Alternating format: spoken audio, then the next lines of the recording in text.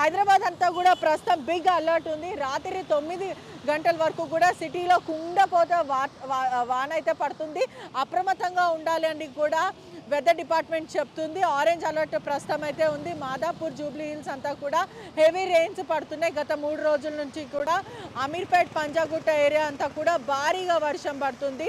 మొత్తం మీద కూడా ట్రాఫిక్ ఇబ్బందులు అయితే చాలా ఉంది. చాలా ఇబ్బందులు ప్రయాణికులు అయితే పడుతున్నారు. క్యాబ్స్ అంతా కూడా అధికంగా డబ్బులు వసూలు చేయడం, అంటే వాన పడుతున్న సందర్భంగా కూడా రోజు 200కి వెళ్ళిన క్యాబ్ కూడా దాదాపు 600, 800, 1000 రూపాయలు కూడా క్యాబ్ రేట్స్ చెప్పిస్తున్నాయి. ట్రాఫిక్లో కూడా ప్రయాణికులకు స్టే అయితే ఎక్కడికక్కడ గంటలు గంటలు నించుండిపోతున్నారు. స్టక్ అయిపోతున్న పరిస్థితి కనిపిస్తుంది. ఇంకా రాత్రి వేళ దాదాపు 7, 8 టైంలో కూడా అంటే భారీగా ట్రాఫిక్, అంటే వెహికల్ మూవ్ అవ్వాలంటే కూడా గంటలు గంటలు పడుతున్న పరిస్థితి అయితే కనిపిస్తుంది.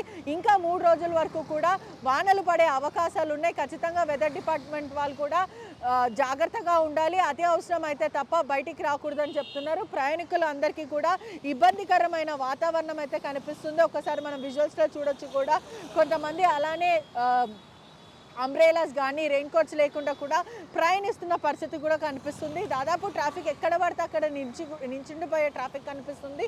ప్రయాణికులందరికీ ఇబ్బందే. మరి ఇంకా 3 రోజులు కూడా భారీగా దంచి కొట్టే వానలు పడే అవకాశాలు కనిపిస్తుంది. ప్రజలు కూడా చాలా అప్రమత్తంగా ఉండాలి.